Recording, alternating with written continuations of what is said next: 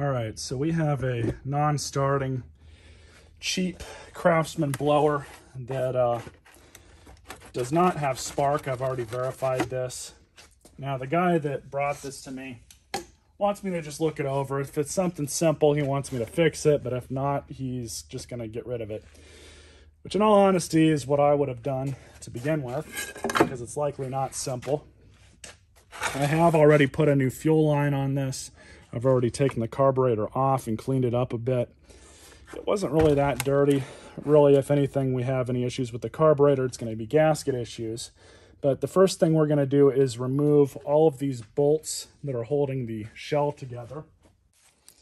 Get my trusty little drill here.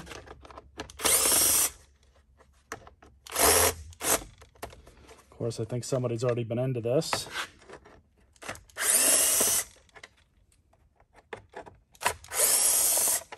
Normally, I tell people that stuff like this just is really not worth saving most of the time. This stuff is made at a price point to be cheap when you initially buy it. It's made to last a few years if you're lucky, and then you throw it away when you're done.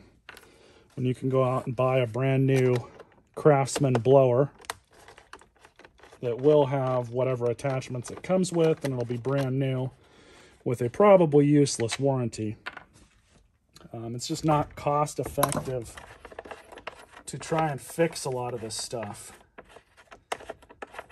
Now, this machine's not giving spark, which could mean that it's a bad coil, or it could mean that hopefully it's just corrosion that's on the grounding wire or something. We'll have a look.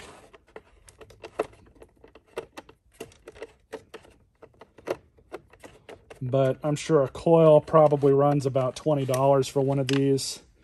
Couple that with the cost for a new carburetor or rebuild. You can get a new carburetor from Amazon that'll be a off-brand Chinese one, which these things are all made in China anyways, regardless. Get one of those for 20 bucks, throw it on. Do a new fuel filter, replace the fuel lines, kind of hope for the best. But normally when you would think it's that easy with this 2-cycle stuff, it's generally not. I've seen it as these age, they start developing problems with the piston rings, people not running the correct mixture of fuel in them. And then before you know it, you're well past what it would cost in parts just to buy a new one. I don't even remember offhand if I think I'm supposed to take these out. But you guys can see how much corrosion's on some of this stuff. I mean, the plastic's not in the best shape.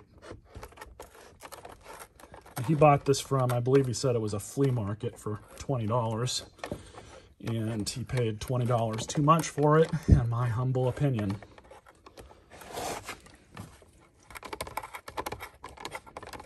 I told him that the next time he buys something or wants to get something used to ask me first, and I can at least give him a listing of brands that actually would be worth fixing.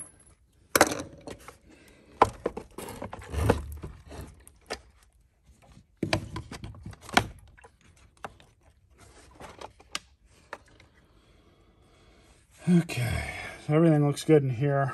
I'm just checking over to make sure that there's no corrosion or anything on these switches.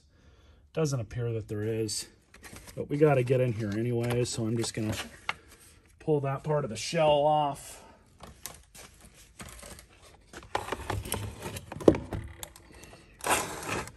And now we have to remove. You basically have to pull off the fan and this outer cover here just to get at anything.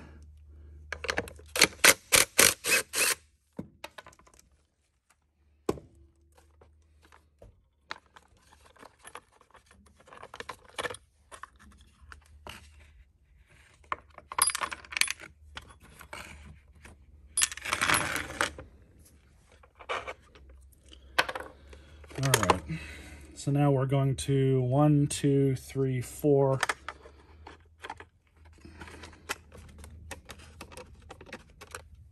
But it looks like you actually have to remove the engine motor to get it out, just to gain access to this stuff. And this is what I was saying, that these machines are made to be thrown away. If you had brought this to a small engine repair shop, they would have just said throw it away and buy a new one, because it's not even worth their time going this far just to diagnose what's wrong with it. But because this is a hobby for me and I can make a video about it, that's what makes it worth it.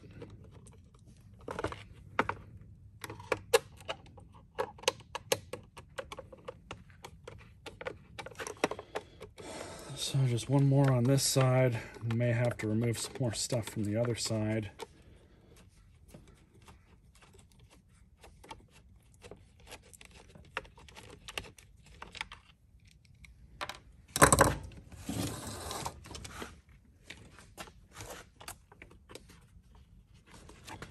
It would have been extremely helpful if they just made every piece of hardware on this the same size, but that would make too much sense.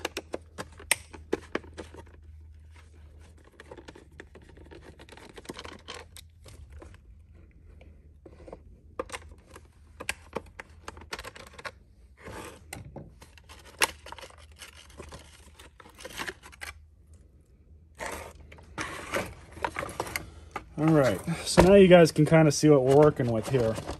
We do have to remove some things to get at some other things. You have to take the whole engine out just to get to the coil.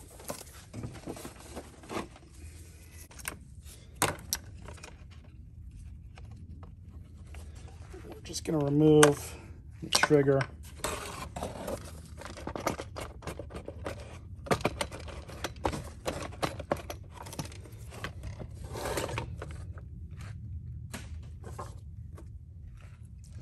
Bearing fell out, of course. It goes on the other side.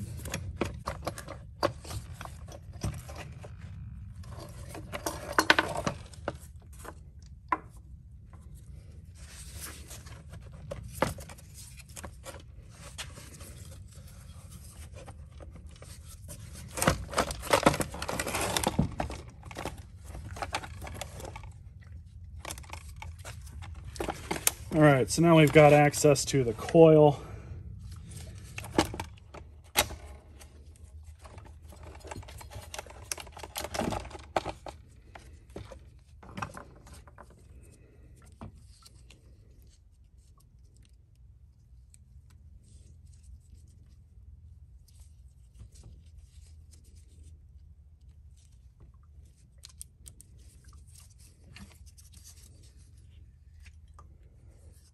So I've torn into this thing and I have determined that the coil itself is bad. It's not a grounding issue. We're not getting any spark at all. The gap is correct. I checked that. No problems there. It honestly looks like it's been sitting outside forever. Probably in a puddle, maybe. I mean, just based on how much leaves and dirt and nastiness is in here. So this thing is totaled. This is not something that I would bother putting any money into. And like I said, if you're in this situation where you're trying to fix this and it's anything more than an air filter or a simple carburetor cleaning, I would recommend you just to buy a new blower. Now, let's say you do have to replace a pull cord and rewind it. What you would do is take it apart, all like I have, and then you're going to gain access to the recoil.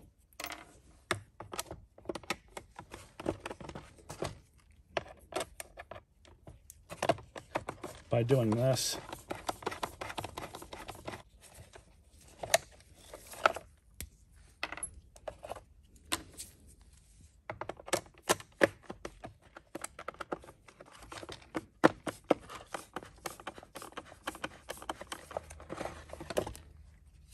Just like that. Then you'll end up pulling this out, and again, these are kind of a pain because you have the clock spring that's in here, And you do not want to remove this if you don't have to, and I mean don't take it out of the metal piece, because this goes back in a certain way. But you would basically undo the handle, undo the cord, put the new cord on the same way it came off, make sure it's routed the correct direction.